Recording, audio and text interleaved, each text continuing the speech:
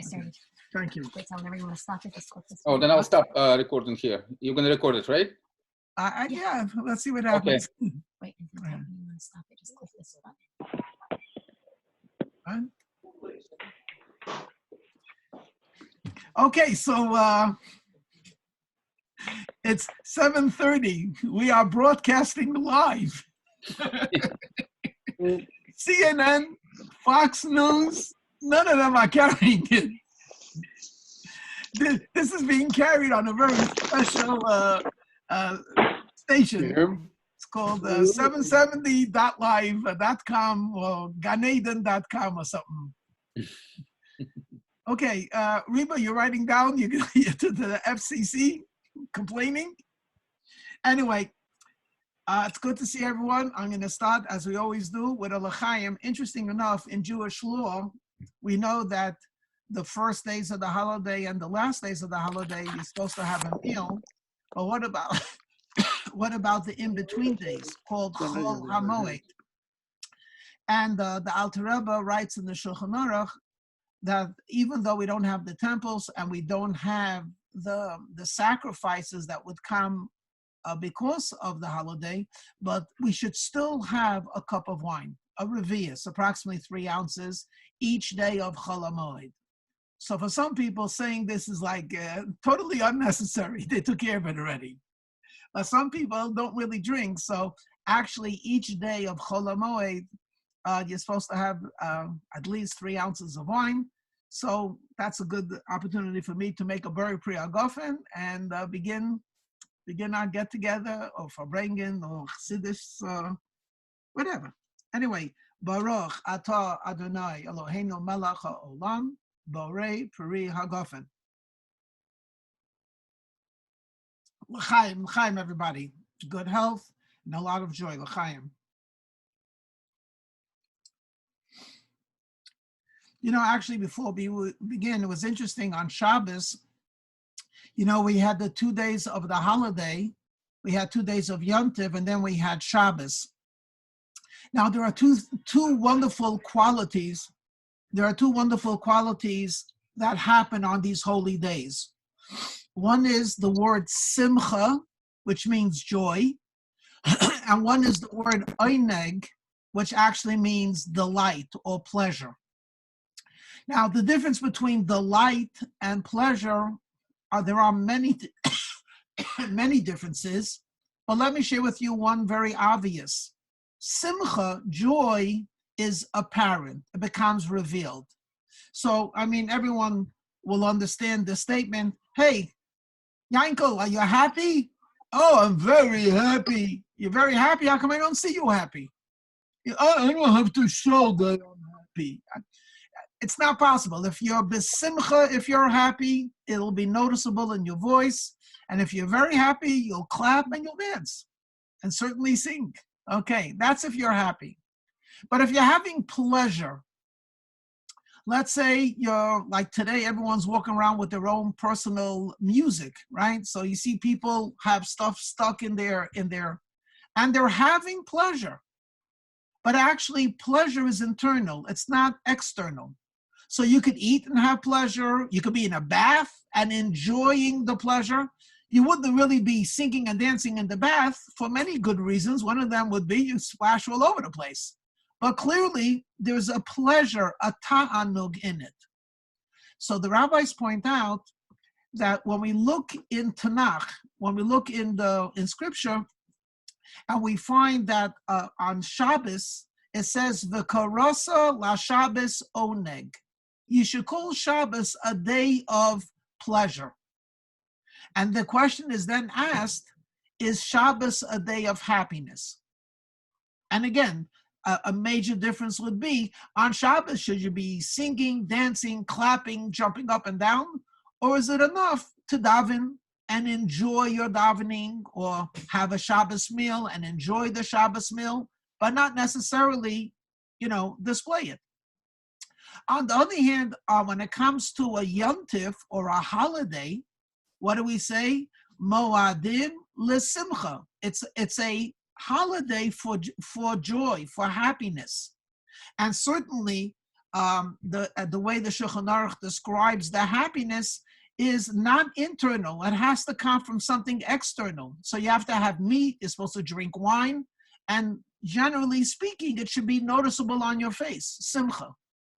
So whether or not there's tainig, pleasure on a holiday, or simcha on Shabbos is debated. Of course, there are those that say you can't have one without the other. If you're happy, you're enjoying. And if you're enjoying, you're happy. But we do know that in halacha, there's a difference. Because ein simcha ela babasa. They say that if you want to be happy, you have to actually do something to reveal that happiness, which for a man often means a good meal and drinking. For a woman, it often means like getting nice clothing or cleaning up the clothing. And for kids, it means toys or nash. Okay, so this year, though, we had 2 days of Yontif, and immediately we had Shabbos. So for some people, it was a little bit difficult. 3 days without a shower, 3 days without the computer, they get very edgy. For other people, it was heaven on earth. 72 hours, they had nothing to do with the world. But what about joy and pleasure? Well, we see two things. The happiness of the first 2 days of the Chag, of the holiday of Pesach, merged into the 25 hours of Shabbos, which was the day of pleasure and enjoyment. And perhaps we could say that one of the messages in particular of this year is that though there's so much out there that's interfering with our joy or interfering with our pleasure, the fact that HaKadosh Baruch Hu, the Holy One, blessed be He, made this calendar that was celebrating Pesach and Shabbos 3 days, one after another, perhaps is a indirect or maybe direct message that this year, don't allow anything to interfere with your joy or with your pleasure. In fact, incorporate both. Okay, so this was the Shabbos that passed. But I would like to begin by complimenting all of us and telling you what an intense pleasure it is to talk to people who are spiritually not millionaires, but billionaires and gazillionaires, tycoons. Now, why do I say that? I'll tell you.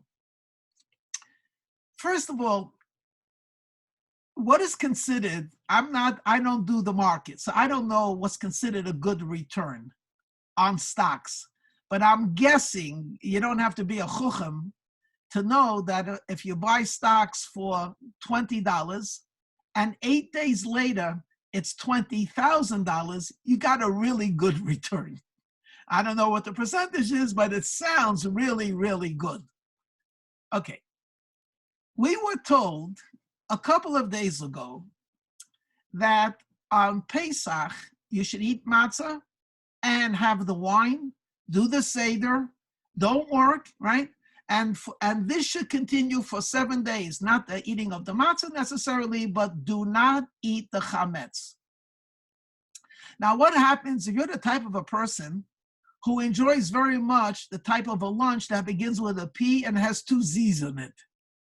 Or maybe you like a breakfast that begins with a B and it has a hole in it. And suddenly you're celebrating this 8-day holiday and you're missing it.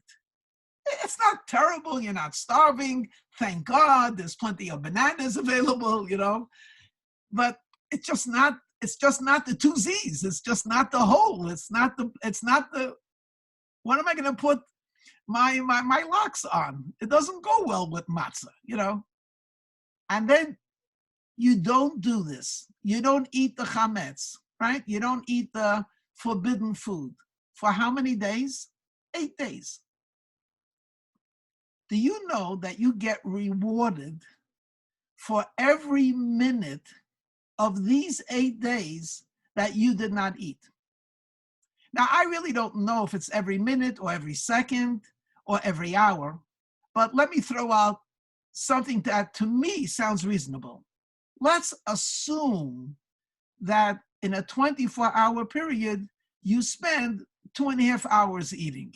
Now that might be conservative for a lot of people because I didn't count in nashing while you're driving, nashing while you're doing your work on the computer, nashing while you're reading. And I see Steve over there, and while you're marking papers, who knows what you're doing? Okay, but maybe it's not he's marking papers. Maybe it's not so conservative. Let's say it's 2 hours. Okay, without a doubt, those 2 hours of the day that ordinarily you would have bread and not unleavened bread, right? And you would be eating different foods that you will not be eating during Pesach. Without a doubt, that is what we call Aveda.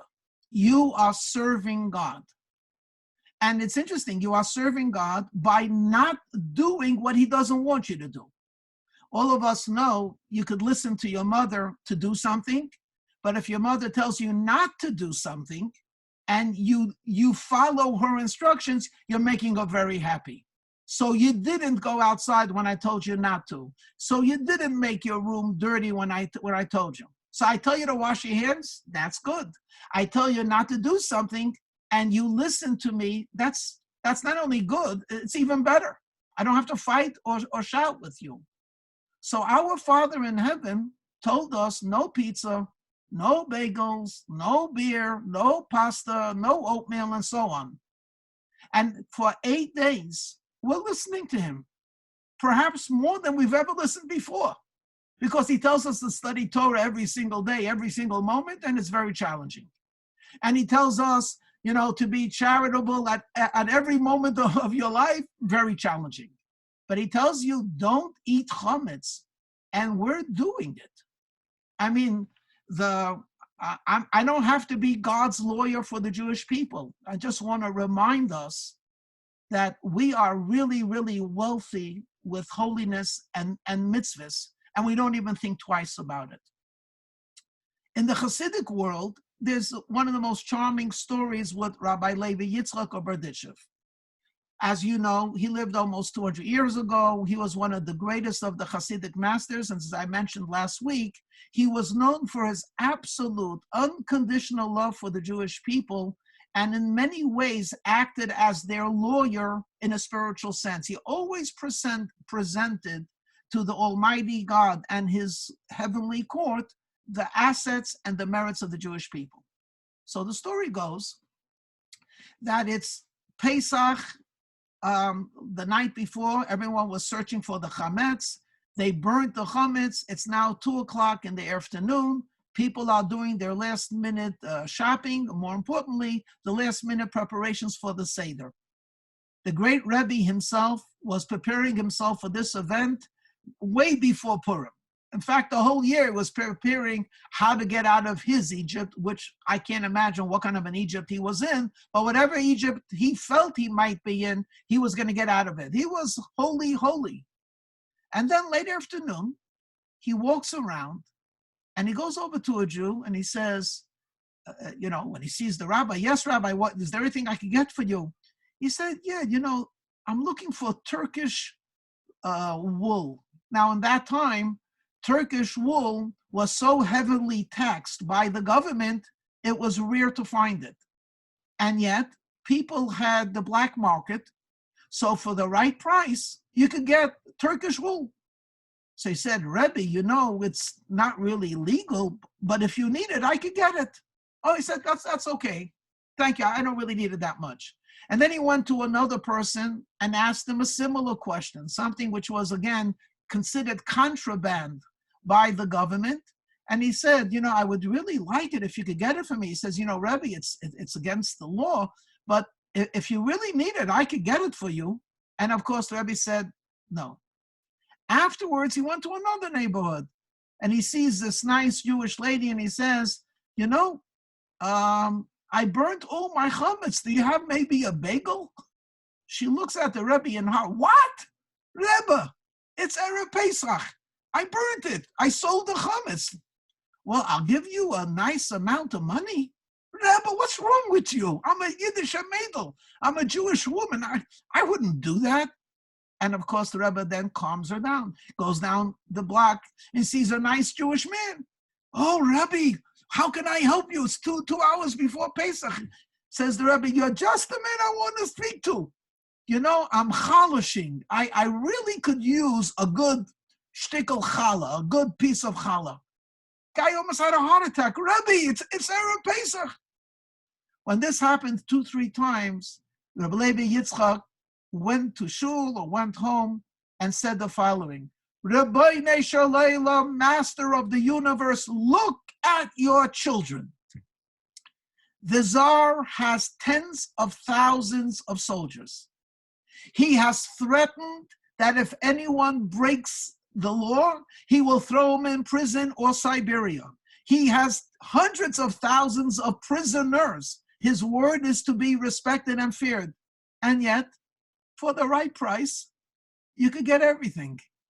Even though the king is alive, his soldiers are alive, and sadly, the prisons are waiting for people to be filled. And yet, that's not a deterrent. If you could get it. But you, Rabbeinu Shalom, you exist, but no one sees you. You have no soldiers that represent you down on earth. And you told us something 3,300 years ago. And that is, for 7-8 days, you should not see chametz. You should not possess the chametz. Not one Jew in Berditchev has it. Literally, Mika Amcha Yisrael, who is like your nation, Israel. What we take for granted it should never be taken. Well, I won't use the word should not be taken granted. What we take for granted is not taken for granted in heaven. Every mitzvah that we do is precious beyond.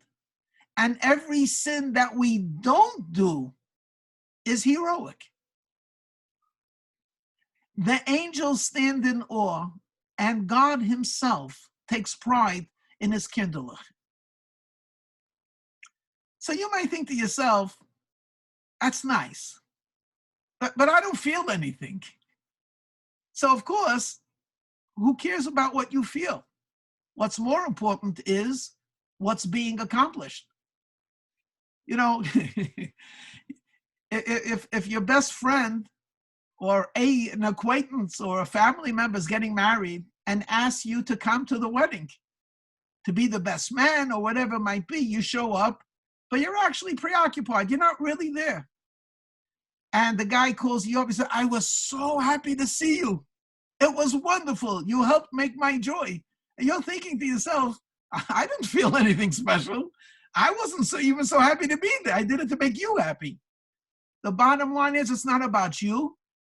Your friend, your acquaintance, your family member wanted to see you by this night, and you showed up. You did the right thing. He was happy. It's not about you. The fact that the Jewish people are so remarkable and we don't even know it doesn't interfere with how special and awesome we truly are. So I want to let you know, I read, I won't say the names, but in Volozhin, which was in, I think, Lithuania, it's an un-Hasidic town. So, and again, I won't say the names, but some really great rabbis and teachers. And actually, in particular, they were teachers in the Volozhin yeshiva. So this is like teaching in MIT, and you're teaching a PhD. Anyway, everyone was preparing for Pesach. And the next morning, the prayer started not much later, but 15 minutes later, concession, to the late night. And in come 2 different teachers of Torah, both great in knowledge. One of them comes in with a big smile. He's, his students are so happy to see him uplifted because he's always very serious when he gives his lecture. The other one walked in looking like he always does, a very, very serious rabbi. The prayer is, finished. It's all done nicely. And at the end of the Yontif, the students say Chag Sameach or Good Yontif to the happy rabbi, and they say Good Yontif to the serious rabbi. And then the 2 rabbis meet. So the happy rabbi says to his colleague, he says, it's Yom Tif. It would be nice if you maybe put on a smile. So he says, oh, how can I put on a smile? Yesterday, I was sitting by the Seder.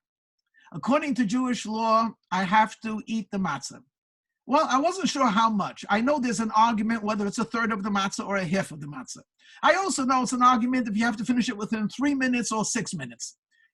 So, there's so many details. I ate the matzah, but I don't know if I even did the mitzvah. And then when you do the mitzvah, you have to be reclining. Yeah, there's a disagreement. How much reclining? 40 degrees? 90 degrees? 17 degrees? I couldn't figure out the right degree of the reclining. And when it came to drinking the wine, it has to be alcohol. How much alcohol? It goes on and on. I said, frankly, I couldn't wait for the thing to be over because I was so sure I wasn't doing it right. I did the best I can.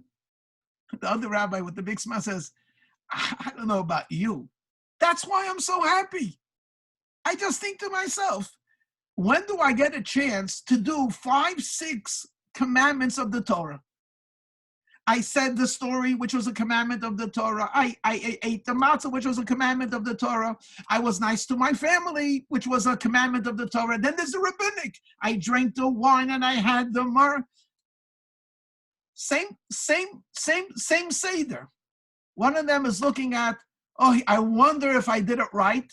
And because he was an awesome scholar, he could remember all of the different shitos, all the different, opinions. And according to one opinion, maybe he shouldn't have done. And the other one said, what are you talking about? The holiday came, and Hashem gave us these mitzvahs. And he waits a whole year for us to do these mitzvahs. How could you not be excited? So all of us, and I'll tell a story in a minute, well, less, in a couple of seconds. Yeah, all of us, we often forget how rich we are. And worse than that is we forget how happy we make our God, our Father in heaven. Every one of us walks around sometimes with a load. Oh, God's not too happy with me. He must be more happy with the tzaddik who lives in Bnei Brak or something like that. Me, nothing to talk about. I am not in heaven. I'm a guy on earth, but I have the confidence based on the teachings of Torah to tell you that there is no one more beloved in God's eye than every individual and collectively his people. Let me share with you a Hasidic story and tie it into this idea. There is we all know Tanakh, right? You know what Tanakh is. Torah, Nevi'im, Kesuvim. In our tradition, we have 24 holy books. The most famous of it are the 5 books of Moshe, right? The Chamisha Chumshei Torah. And then there are the 19 books, some of them called holy writings, Ketuvim, some of them written by the prophets directly, called the Nevi'im, the prophets. One of those 24 books is a book which is not only universally loved by all Jews, but has become the domain of a certain type of Jew. And I'm referring to the book of Tehillim, the book of Psalms. The book of Psalms is it's 150, I think that is 150 chapters of King David talking to God, expressing every possible emotion. Now, King David was, to say the word that he was a great Torah scholar and a mystic and a Kabbalist wouldn't be doing justice, but he was. He was the head of the Sanhedrin, the highest, but he wrote the book of Psalms in a manner that anyone could say it. So in other words, if I were to say, God is great, do I have to be a Torah scholar or a saint to say that? No. I could be a simple Jew and say, God is great. In fact, I could say it with the same sincerity or perhaps even more. Much of Tehillim is hard Hebrew. And yet, simple people that did not or could not spend hours on Talmud, or for that matter, even to read the 5 books with commentary like Rashi and Ramban and Orach Chaim, what would they do in their spare time? They would say Tehillim. In any shul in the world, you could come till today, but certainly a while ago, you could find someone sitting in the front seat or in the side seat looking into a holy book studying, and then you can find another person who's just reading. And yes, and what are you reading? He said, I'm reading Tehillim. What are you saying? He said, in all honesty, I don't know what I'm saying. I just know it's the book that King David wrote, and it's a book that expresses the feelings and the yearnings of a Jew to God. That's what I'm saying. In the scholarly world, if a great Torah scholar were to close his Talmud or the code of Jewish law and spend a half hour reading Psalms, in the majority of cases, it would be considered wasting time, because he is capable of study and analysis and actually being a judicial judge. But just reading, anyone could read. So God gave this book for people who can't study. Of course, the Baal Shem Tov came and revolutionized our understanding of Tehillim. And the Rebbes of Chabad spoke, if you only knew how special the book of Tehillim was, you wouldn't stop reciting it. But it's still equally true to say, if you go to a yeshiva, an advanced yeshiva, you will not find not the students or the rabbis using the time of the day to say extra chapters of Psalms. They'll only do what they have to do for prayer. On the other hand, like in my father's own synagogue, I grew up with this. There was a group of people, maybe 20, 22 people, every single day. They would come 1 hour on Shabbat before Mincha, and they would just say Tehillim. And then later on, I grew up on Ocean Parkway. They actually started a shul next door to me, and they used to wake us up in the morning. I don't know, the rabbi managed to get 15 Jews every single day at 6 o'clock in the morning, and they said Tehillim before the morning prayer. There were no rabbis there. And this is not an insult. I mean, it's remarkable. 15 Jews got together to say the entire book of Psalms every single day. I saw it myself, and I was woken up by them. But when you go back in history, they used to call it the Tehillim Zoger, the one that says Tehillim. Okay, so there was always this, not separation, but a division. The scholarly who studied, and those who were not capable, no fault of their own, either intellectually they were challenged or they never had the education, at the very least they would say Tehillim. So what is not well known for people who don't read Hasidic history is that there was a very holy tzaddik, and I apologize in advance for not telling you his name. I can't remember it, and I didn't have time to look it up. He was a great Hasidic leader, a holy, saintly Jew. And you know where his reputation rested on? On the book of Tehillim. He would say the words of Tehillim constantly. And whenever a person literally needed a miracle, this one, his wife was finding it difficult to conceive, and this one was having trouble with his neighbor, and this one couldn't have any success, he used to give out and say, okay, you should say 2 chapters of Psalms. I'll say a little bit, you'll be helped. And he even did this to great Hasidic leaders. There was one Hasidic leader called the Sfas Emes, who was a leader of maybe over 100,000 Jews for sure in Poland. And this man knew everything. He was a true saint and leader of Israel, and he had a daughter that got sick. So he asked his colleague, this holy Jew, the Tehillim Zoger, please pray for my daughter. To which he said, no, the Rebbe is very busy. I can't tell him to say the whole book, but I could give him 10 chapters. So he told the Sfas Emes, if you do 10 chapters of Tehillim and I'll pray on my side, she'll be healed.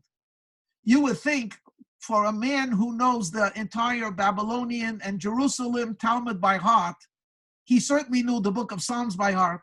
When they told the Sfas Emes, that the Rebbe said your daughter will be healed, but you have to say 10 chapters. He picked up both hands, held his hand like, oy, oy, oy, oy, oy. Where am I going to get the strength to say 10 chapters? But anyway, this is the Tehillim Zoger. He had a much younger colleague than him, who was known as the Divrei Chaim, Reb Chaim of Sanz, Reb Chaim Halberstam. Reb Chaim Halberstam, we have many of his descendants till today that have the lineage, their grandchildren or great-grandchildren from Reb Chaim, and they all have like a little synagogue, a little shtibel, whatever it is. They're all Rebbish. They all have this like rabbinic, Hasidic aura to them. Reb Chaim himself was an unusual Hasidic leader because he was considered a posek. He was considered a judge for Jewish people. So anyone that had halachic issues would consult with him, including his colleagues who were great Torah scholars, in addition to the myriad of Jews who turned to him for prayer and for miracles and everything else. To say that Reb Chaim was a scholar would be an insult. He was way beyond that. So here's the story. The story goes that he was once delving into a very complex topic in Talmud. And he was learning the Gemara very much be'iyun, very analytical. And as some of you might know, in the Babylonian Talmud, there are the two major commentators, Rashi, and then Rashi's grandchildren called Tosfot, who wrote the edition. In the Tosafot, it's much more of a rigorous analysis, and it's a little bit more advanced. Let me say a little bit. It's actually much more advanced than just reading the Talmud with the famous commentary of Rashi. Because many times, the Tosfos analyzes Rashi, and sometimes doesn't understand Rashi or asks a question or offers a different solution. So this is challenging for all yeshiva students, and they study it. When we're talking about a man like Reb Chaim of Sanz, he knew every Rashi, every Gemara, and every Tosfos. And one day he's into this very complex issue. He's reading the Tosfos, the edition. He's stuck. The Baal HaTosfos asks a question and offers an answer, and this genius, Reb Chaim, could not get the question well, which of course meant he couldn't get the answer. And for a scholar and an honest person of the caliber of Reb Chaim, he just simply could not rest. How is it possible for me to go further without me understanding this? And besides, everything in the Talmud is connected to Jewish law. If I have to decide Jewish law and there's one aspect that I am not familiar with, I might make a mistake, God forbid, in Jewish law. So he went and he consulted with a colleague. No one could help him.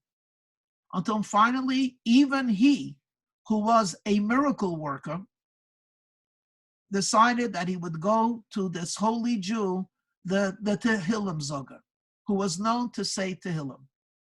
Reb Chaim travels to his town.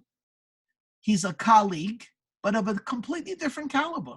Reb Chaim is this genius Torah scholar, and he, as a saint and as a holy man, is known as the rabbi who says a lot of Tehillim, but somehow God loves him. And Reb Chaim came and he said to his colleague, he says, Rebbe, I want you to teach me Tosfos.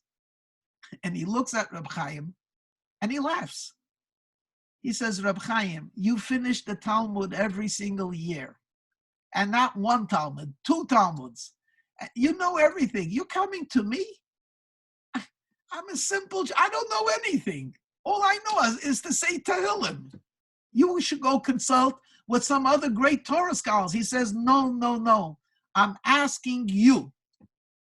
Well, this Tehillim Zoger was a scholar, but of course would refuse to acknowledge it. He says, no, I won't do it. I'm not going to try to explain to the scholar of scholars what I think Tosfos is saying. And Reb Chaim said, why? It's Torah, I need to know. He says, look, all I know is to say Tehillim. I don't know how to explain a Tosfos. So Reb Chaim thought of a brilliant idea. He says, you know what? Let me give you the book. Why don't you read it? Read it as if you were saying the Tehillim. I'm not going to ask you to explain it. Just read it. You read thousands and thousands of lines of Hebrew every single day. Hey, read this. He said, if you don't need me to explain it, I could read. I'm a Tehillim Zoga. I say Tehillim. Gives him the big, book, turns to the page, and he says to the holy Jew who said Tehillim a whole day, read. He began to read the words. Didn't explain anything, but those of us that know what a Talmud looks like, there's no punctuation marks. So as he read, and Reb Chaim is listening to him read, he put the question mark, the inflection, not where Reb Chaim had thought the question mark should be, but 3 words earlier. So I'm making up the words, Baruch Ata Hashem, question, and then he continues, Elokeinu melech haolam. Of course, as soon as Reb Chaim heard where he put the inflection, he got very excited. I got it. Thank you, Rebbe. the Tehillim Zoga looks at Reb Chaim, and he says, I'm glad I helped you, but I didn't teach anything. I just read it. He said, the way you read it explained everything. So in his humility, he turns to Reb Chaim and he says, me saying Tehillim, you're the Torah scholar. You finished the Babylonian Talmud, I don't know how many times. To which Reb Chaim responded, do you want to exchange? I'll give you my conclusion of the Talmud if you will give me your conclusion of the book of Psalms. And that's where the story ends. Now, it's instructive. What does it all mean? The answer is, I'm not capable of understanding these 2 tzaddikim, but it's a Hasidic story that I read, so I could offer something, a thought. And that is, there's a way to connect to God with the understanding of the words. And that's very profound, to read something of the 24 books of Tanakh, which are the holy words of the Almighty God, and to use the human mind to understand something of infinite knowledge. And by doing so, you get elevated and you begin to yearn and cleave to the infinite. There's another way, and that is to say the words and have no understanding. And your only thought is that the infinite God has condensed himself or put himself into these holy words. And just saying these holy words is already connecting me to the one who was saying it and said it. And for that, I am grateful. It's not an intellectual understanding of the word. It's absorbing the light, L-I-G-H-T, the energy of the letters itself, which is a very, very deep concept. And the Holy Baal Shem Tov spoke a lot about it in his holy writings of Keser Shem Tov. And some of the Chabadniks know it from the famous teaching when God says to Noach, there's going to be a flood. That is explained in Hasidus and Kabbalah. There's going to be a flood. There's going to be disruption of holiness. And how will you be saved? Bayala Teva, go into the ark. But in Hebrew, the word Teva can also mean the word, W-O-R-D. Bayala Teva, go into the words of Torah and mitzvahs, and you will be protected from the turbulent water, which is destructive. And then the Holy Baal Shem Tov went even deeper.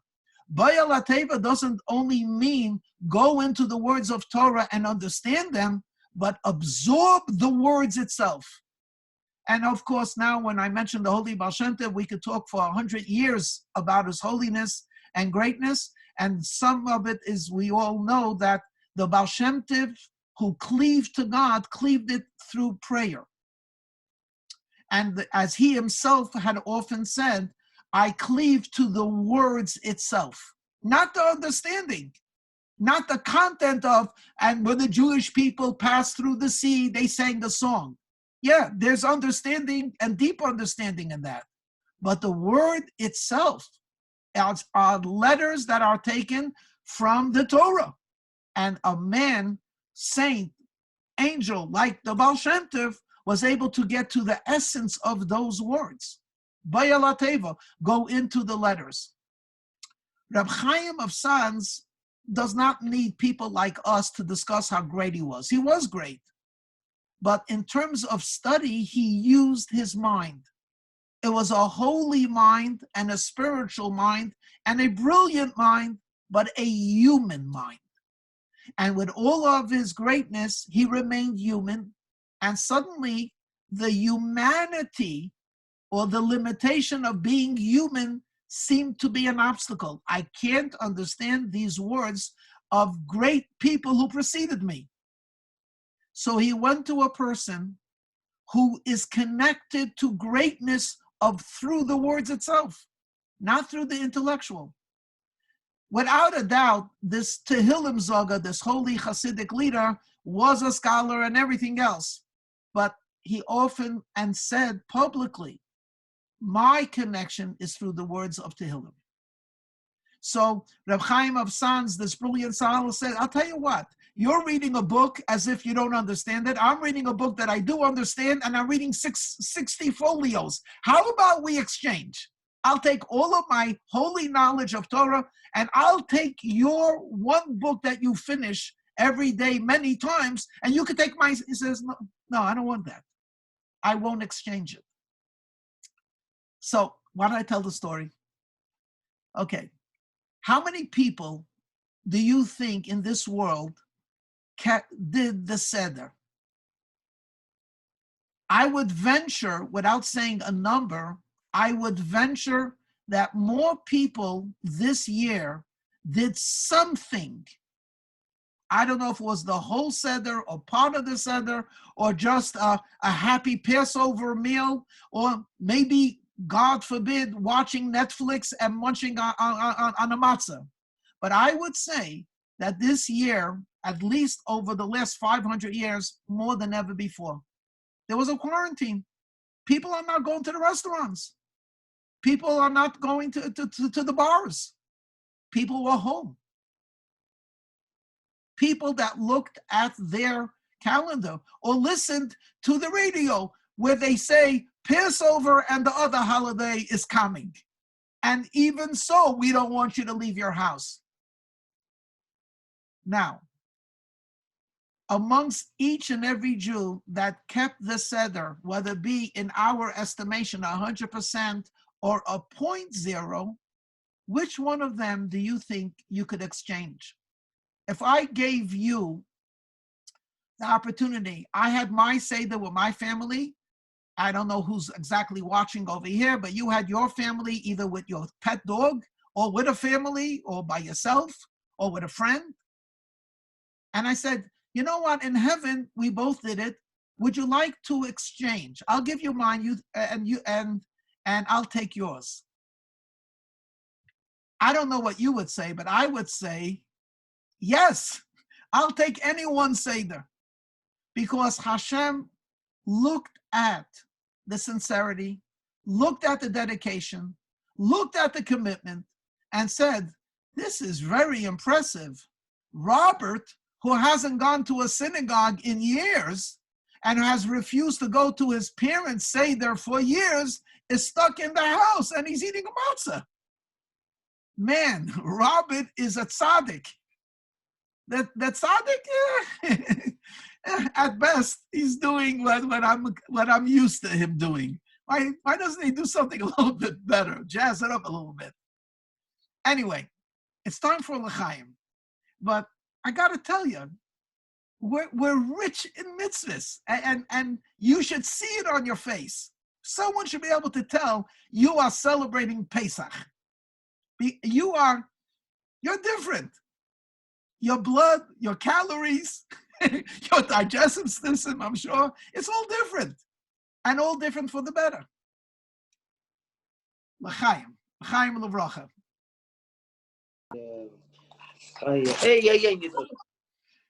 Okay, we're going to sing a song that most of you know, and then I'm going to sing for you a song that you should know. It's a very easy song to learn. But first, let's start with a song that probably you all know. Bam bam bam bam bam bam bam bam. Bam bam bam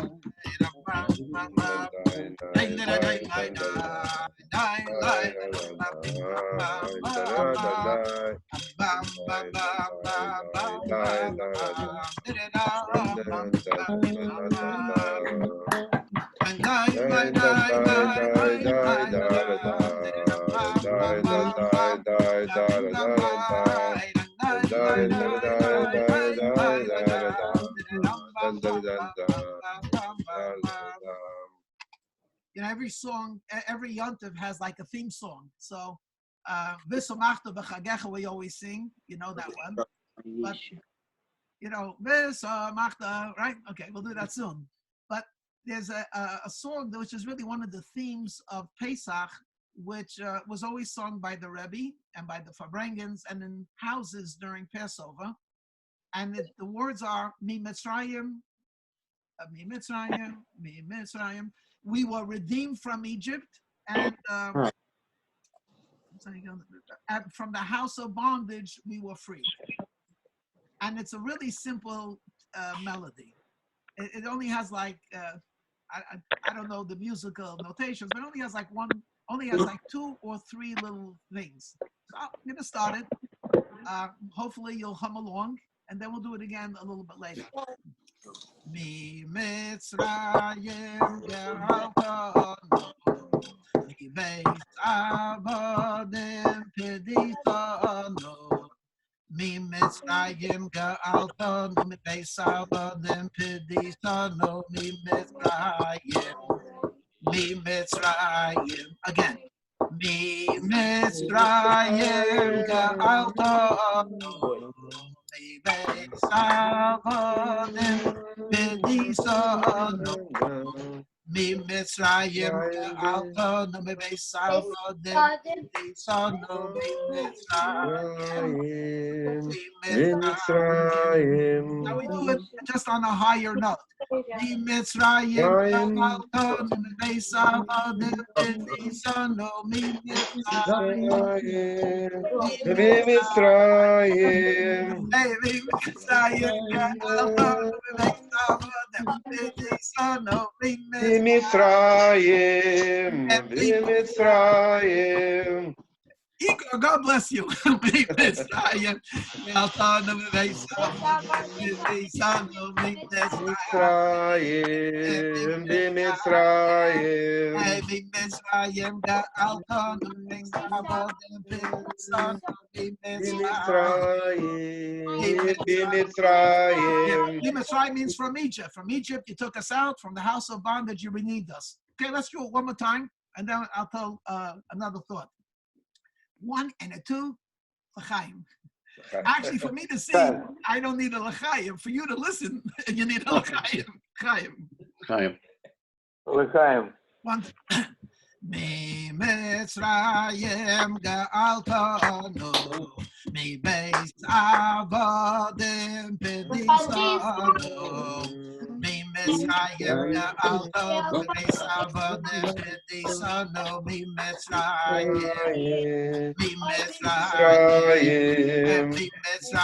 גאלתנו מבית עבדים בניסנו. במצרים. A higher part. ממצרים גאלתנו מבית עבדים בניסנו. במצרים. Hey, ממצרים גאלתנו מבית עבדים בניסנו. במצרים. ממצרים גאלתנו מבית עבדים בניסנו. ממצרים גאלתנו מבית עבדים בניסנו.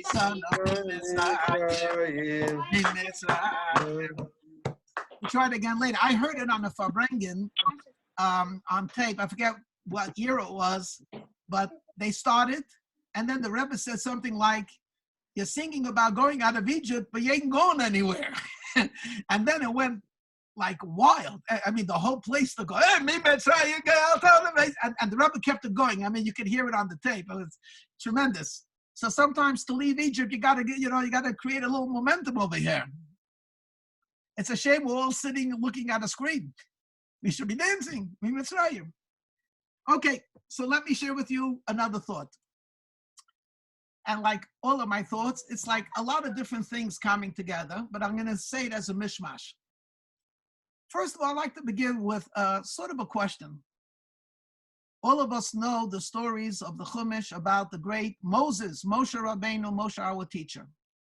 Which, if of the 3 holidays of Pesach, Shavuos, and Sukkot, these are 3 major holidays that Jews would make a pilgrimage to Jerusalem, and they're connected to the agricultural cycle and the spiritual cycle of the seasons. Which one of these holidays would you associate most with Moshe Rabbeinu? So give yourself a couple of seconds, and then I'll say the words Moshe Rabbeinu. Now, incidentally, in those days, they didn't have last names, family names. So it wasn't, his first name was Moshe, his family name was Rabbeinu. Moshe Rabbeinu was a title. Moses, our teacher. So I would suggest that most people would immediately associate Shavuos, the festival of the giving of the Torah, with Moshe Rabbeinu, Moshe our teacher. Every word of the Chumash, right, the word of God comes, God spoke to Moshe. And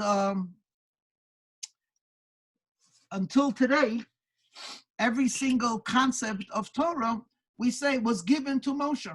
So those of us that know a little bit of the Midrash know that Moshe went up on the mountain and he had a debate with the angels, and literally he schleps the Torah. He actually grabs the Torah from heaven and he gives it to us. So without a doubt, Moshe is connected to Shavuos, the festival of the giving of the Torah. Surprisingly, in the Haggadah, Moshe is not mentioned. And many of the great scholars of Israel point this out. And with all of their learned answers, there's one that sticks out because it's very basic. And that is, on Pesach by night, we want to be reminded of the kindness and the goodness of God Almighty himself. So we don't really want to put too much emphasis that Moses came and took us out of Egypt and so on. So he's not mentioned, though he's everywhere, especially when we talk about the 10 plagues. Anyone that knows it knows that it came through Moshe. But yet we don't mention his name because, as we emphasize, I, the eternal, not an angel, and not a fiery angel, and not a messenger, but I, the eternal myself, came to take you out of Egypt. But I'd like to talk about this a little bit. I think that we can make a strong argument that if there's any of the 3 holidays which is connected to Moshe, it's actually, without a doubt, Pesach. First of all, I want to remind you, Moshe was a holy shepherd. He was a hidden saint, and I point this out to you. He married the daughter of Jethro, who was a very astute person. According to our tradition, he was an expert in every religion, and he was a real theologian. And yet, what does he use Moshe for? To take care of the sheep. If you ever saw a waste of talent, I mean, all of us have seen the posters. A mind is a terrible thing to waste. He has Moses, a prince of Egypt, a refugee because he stood up for the ideals. Without a doubt, a very deep thinker. Now, if you're the head of the dean of a seminary, you're looking for these type of students. At the very least, use Moshe Rabbeinu as a colleague or as a trusted student. No, Moses was so great in hiding himself. He says, you're good for being a shepherd. You don't have to be a big chochem for that. And we know this holy man called Moshe gets a prophecy through the burning bush, and God says, Moses, I have chosen you to be my messenger to take the Jewish people out of Egypt. Now, there are millions of Jews and a lot of holy ones, including Aaron, including Miriam, including what later on turns out to be the 70 elders. And instead, God picks a shepherd, because obviously Moshe is not a shepherd. Or more correctly, he's not a shepherd of sheep, he's a shepherd of souls. And Hashem is now revealing to him his purpose on life. You will be a shepherd and a savior of souls, of neshamas. And these people will become my people. And I'm delegating you. And Moshe says, not me, send this guy, send that guy. And Hashem says, stop being stubborn. I want you. And Moshe comes, rises to the occasion, and he's the great Moshe Rabbeinu. He comes to Pharaoh. It occurred to me today, because it happened so long ago, what does it mean Moshe comes to Pharaoh? So I want to make this and ask you a question. Most of you, or perhaps all of you, know basic history. And you know that there lived, not that long ago, a terrible fiend. His name was Stalin. That was his last name. This man had absolute power in Russia, in the United Socialist Republic. He had hundreds of millions of people that essentially had to bow to his will. In 1950, he was the absolute dictator king of over his entire country. At this time, he had consigned millions of people to the Gulag, to Siberia, for only one reason. He didn't like them. He didn't think they were loyal. He killed, I don't know how many, but without a doubt, hundreds of thousands of people were murdered and tortured because when he saw their name, he twitched. He put up his nose. He frowned, and immediately his henchmen said, oh, we'll get rid of him. His closest advisors were terrified of him. Every time he had a drinking party, they would do the equivalent of their last will and testament. And he changed. There was no loyalty to him. The most loyal people he had executed, and new people came. Now I ask you, this anti-Semite, this anti-human, this fiend of a two-legged creature, did not like Jews. And now we tell Rabbi Goldman, with a full beard and payas and a black hat and a kapota, I have a message. Go tell Stalin that I'm not pleased with the way he's acting. What rabbi, what human being would do that? He would die, literally die in fright, even before he came to where the Kremlin or wherever he was. Even assuming that he took some drugs that made him impervious, when he came in front of Stalin, and Stalin said, "What do you want?" And he says, "I've come to rebuke you. You're not acting nice." I mean, it's just an impossibility.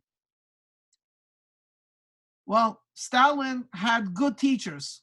Pharaoh was probably a good mentor.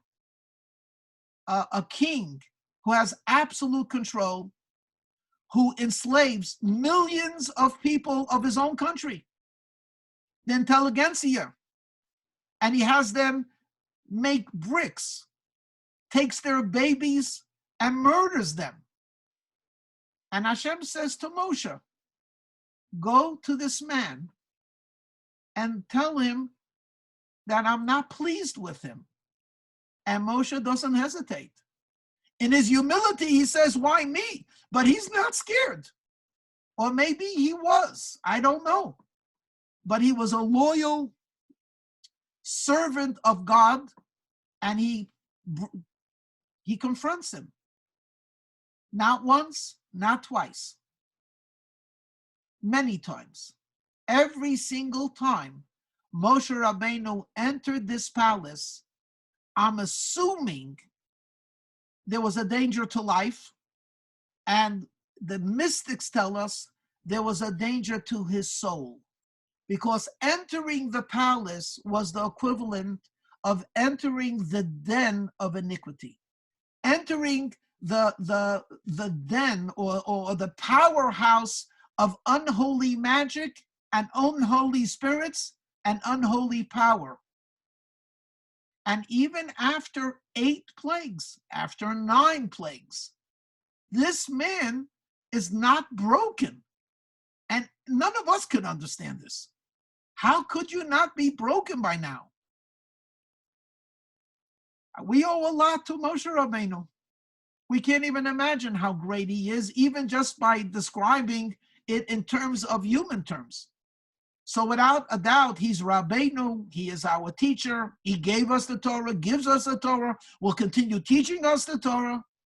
But Moshe Rabbeinu is a hero.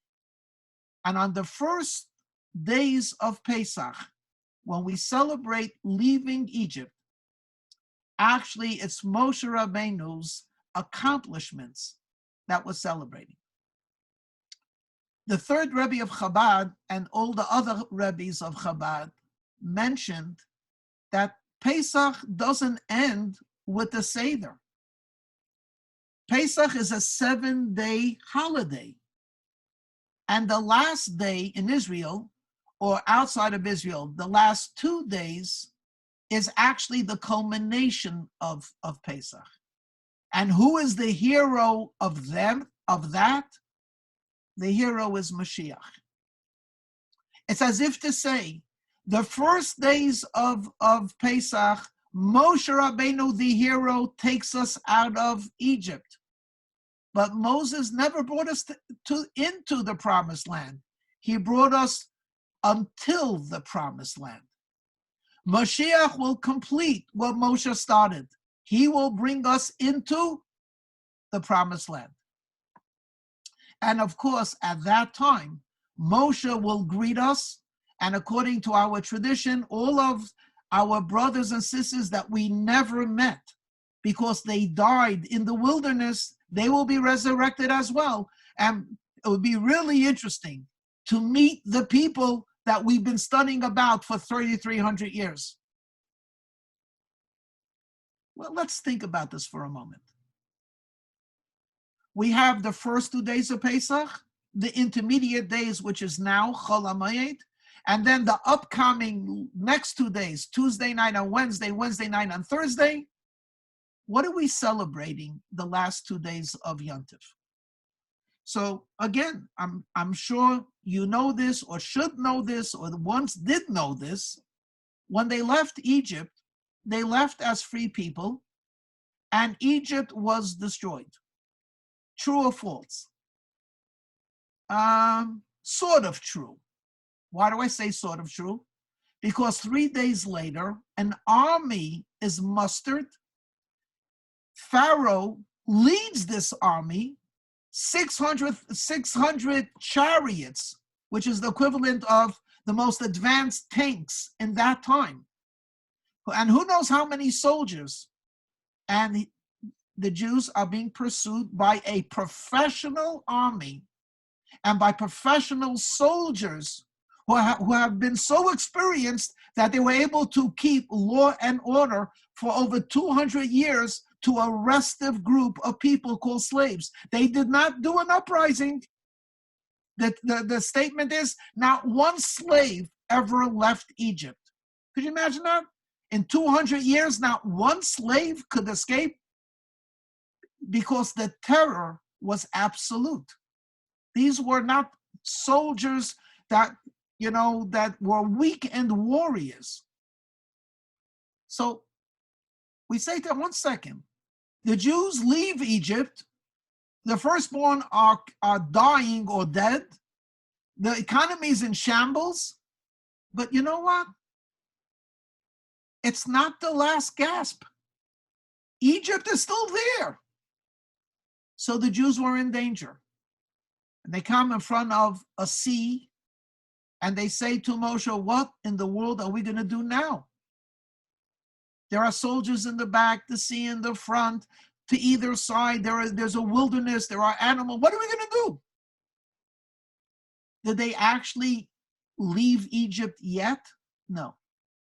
When can we say that they left Egypt?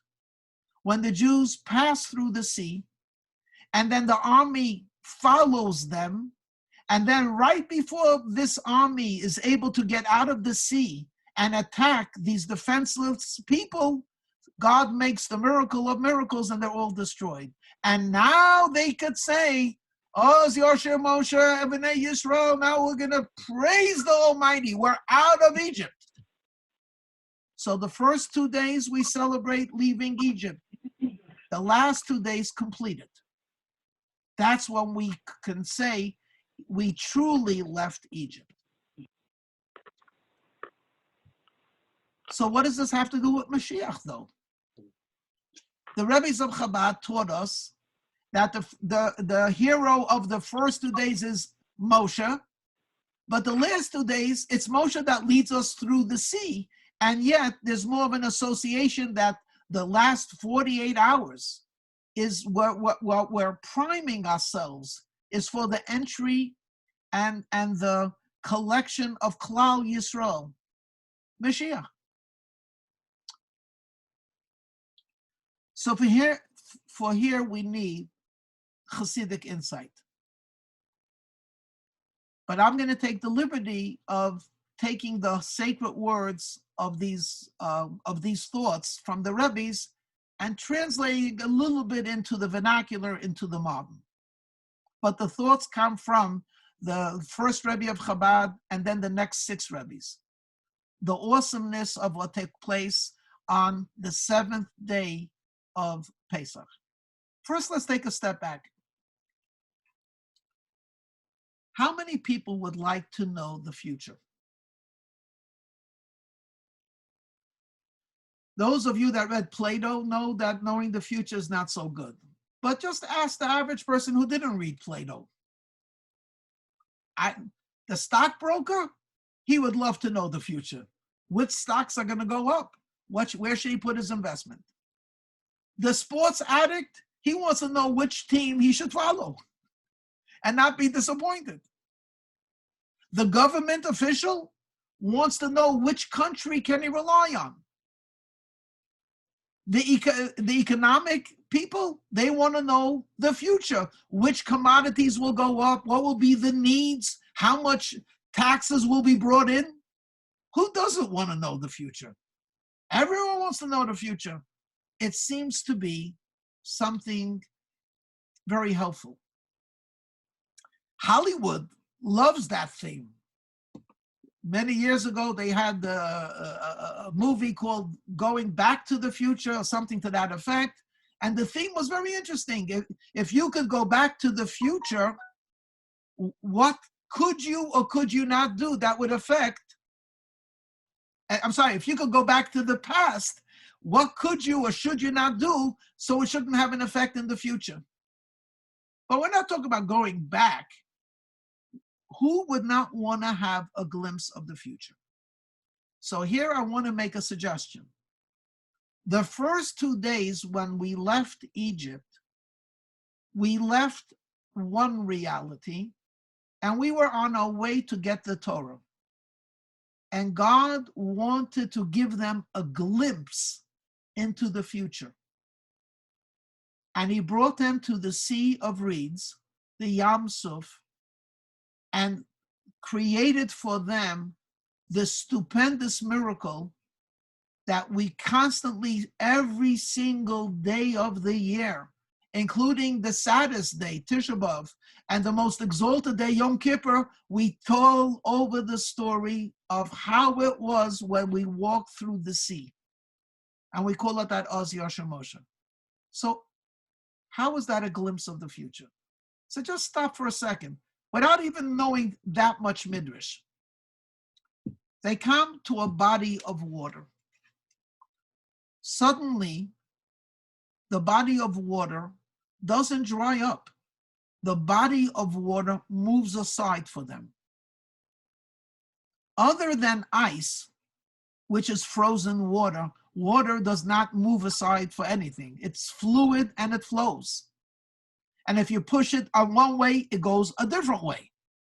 And suddenly, the water that was in front of them begins to rise in front of their eyes into walls. I don't know if it says this in the Midrash or not, but in some of the Haggadot, they have a beautiful picture of a tunnel. I'm not sure if it actually was over them, but clearly in the Chumash it says, Hayalem Choma, there was a wall, miyamina mismola, from right and left. The rabbis tell us there were 12 such walls, 12 paths. And where there was water, there's now dry land. And where did that water go? It's on either side of them. And as they're walking through, they can hear the birds chirping. And if a kid was thirsty, his mother would say, or his father would say, well, we're in the middle of water. Why don't you just touch the water? And he would touch the wall of water, and out would come a water fountain. In fact, the Midrash tells us there were things growing, apples. I can't imagine it. I'm just saying the words. In the front of them, there's this light of fire. It is daylight for them, though they know it's midnight. And then when they turn over their shoulders, it's dark, it's cloudy. They could hear the shrieks of the Egyptians. They could perhaps even hear the swish of arrows, but nothing is touching them. I mean, if you were there, wouldn't you ask the question of, am I dreaming this? Is this real? Where am I? Am I on earth? Did I die? Am I walking on ground and there's water on the side of me? There's a fire in the front and a cloud in the back. There's enemies that want to get me, but we're impregnable. You know where you are? You're in a world that's going to be revealed. Let me explain. Where did the dry land come from? The answer is it was always there, but it wasn't dry.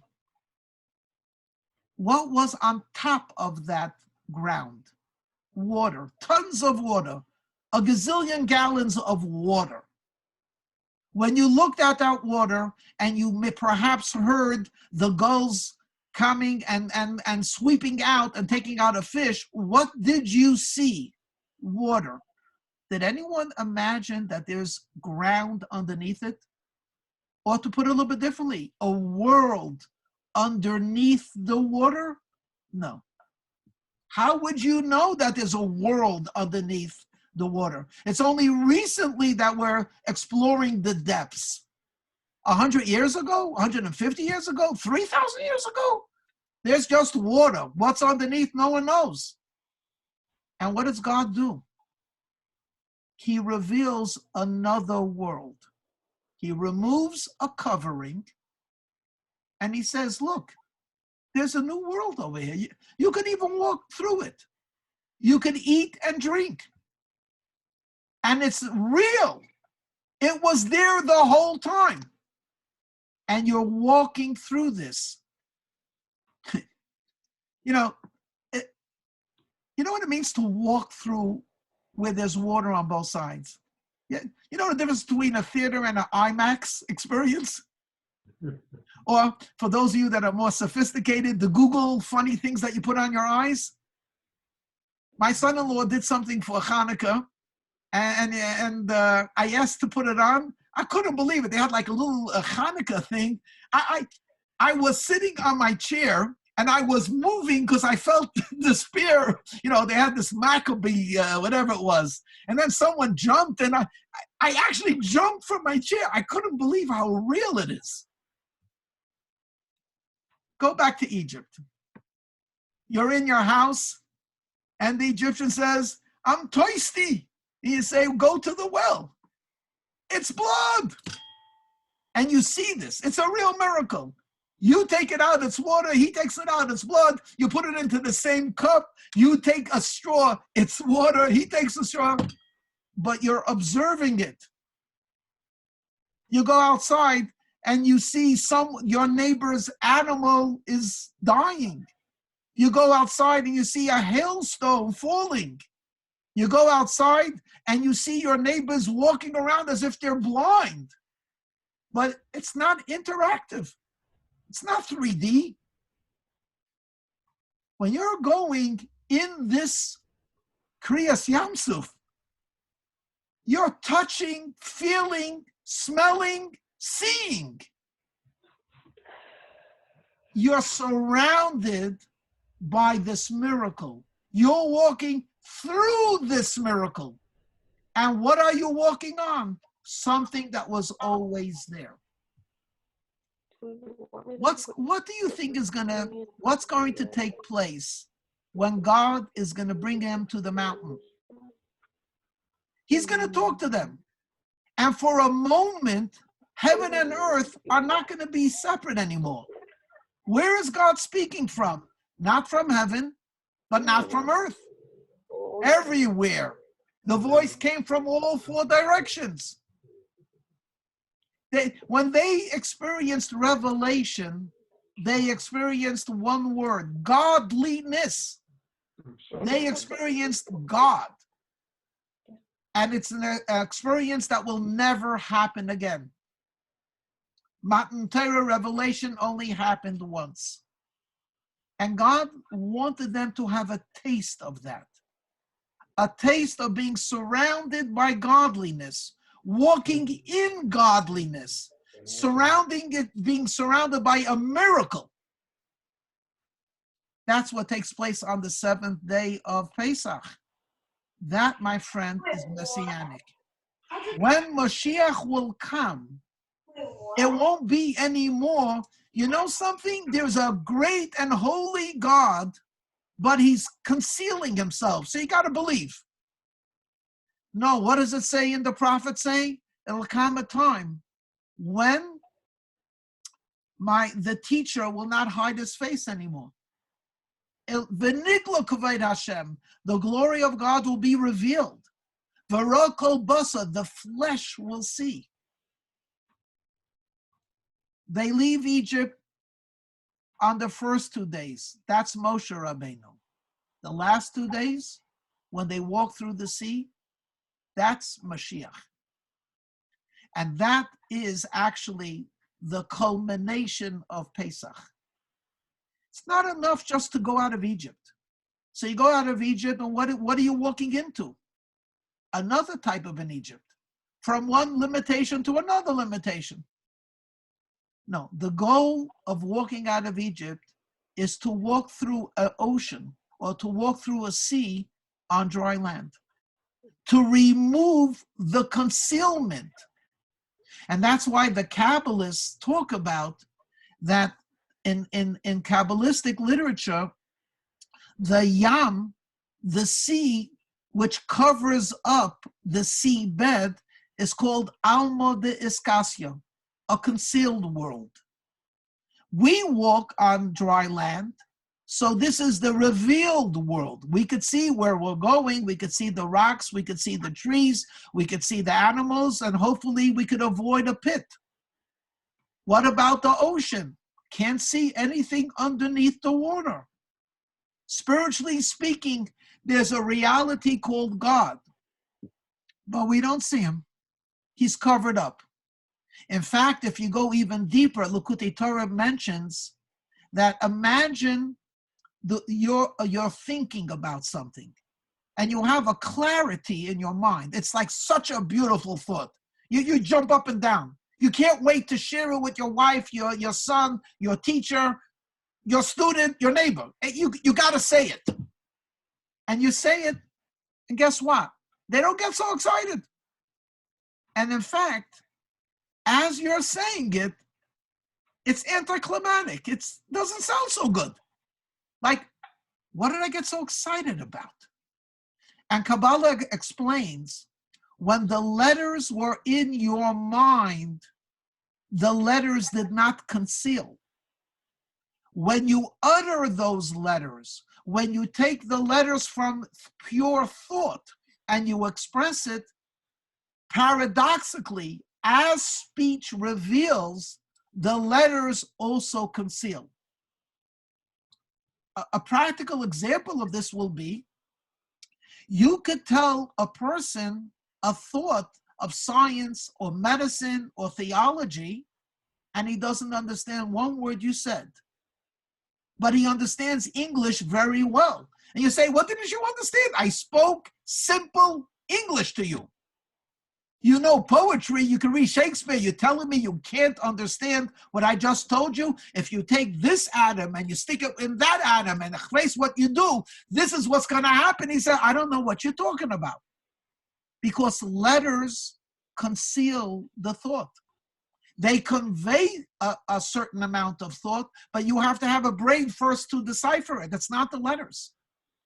And if you don't understand a language, looking at the most beautiful poetry in French means nothing. The letters cannot reveal, it's the mind that reveals. But the letters can be used as a vehicle to convey something. God thinks about this world. He thinks about creating it. When God thinks, a creation happens. He thinks creation, creation happened. But does it say in the Holy Chumash, and God thought and the world came? No. What does it say? And God spoke and the world came. Why does he have to speak? Because God's speech concealed his thought. In other words, God's presence, which creates creation, when he spoke it, now his presence is mysterious. He's here and he's not here. I believe, but not sure. When Mashiach will come, and it's a process. I don't know if it happens as soon as he comes or over 40 years of him teaching, but when Mashiach comes, suddenly, when we say, look at the sun and the moon which God created, we will see it. we will see that God created it. We have a fragrance of that every once a month. We go out and we look at the moon and we say a blessing, thanking God for having created the moon. I don't know of any other people that do that. When Mashiach will come, every day of creation will be revealed as the day that he created. In the past, creates in the present, and will create in the future. Our teacher will not hide. The sea will be moved to the side, and suddenly the ground will be revealed. In this case, the sea symbolizes Malchus, Hashem's kingship. And paradoxically, by taking away the concealment of Hashem's Malchus, then Hashem's true essence as a king will be revealed. And on that day, his name will be one and he will be one, for God is a king for all eternity. Okay, there's much, much, much more to talk about in terms, especially in terms of the coming of Mashiach. But what is it time for? L'chaim. One more time in Mitzrayim Galtonu. And if anyone wants to know when Mashiach will come, it will be when Zev Shpetelnik will speak publicly and share some of his wisdom with us. Until those days, l'chaim, l'chaim, l'chaim. L'chaim, l'chaim. L'chaim. ממצרים גאלתנו, מבית אבותינו פדיסנו, ממצרים גאלתנו, מבית אבותינו פדיסנו, ממצרים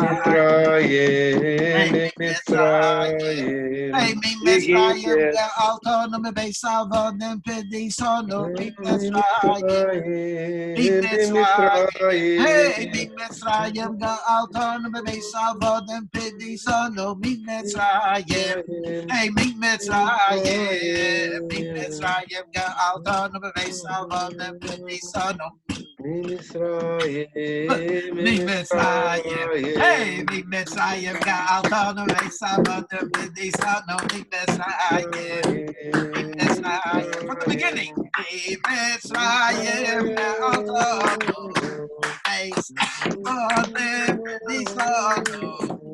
Mitzrayim, Ga'alton, Bevesavan, Pedisano, Mitzrayim, Mitzrayim, hey, Mitzrayim, Ga'alton, Bevesavan, Pedisano, Mitzrayim, hey, Mitzrayim, hey, Mitzrayim, Ga'alton, Bevesavan, Pedisano, Mitzrayim,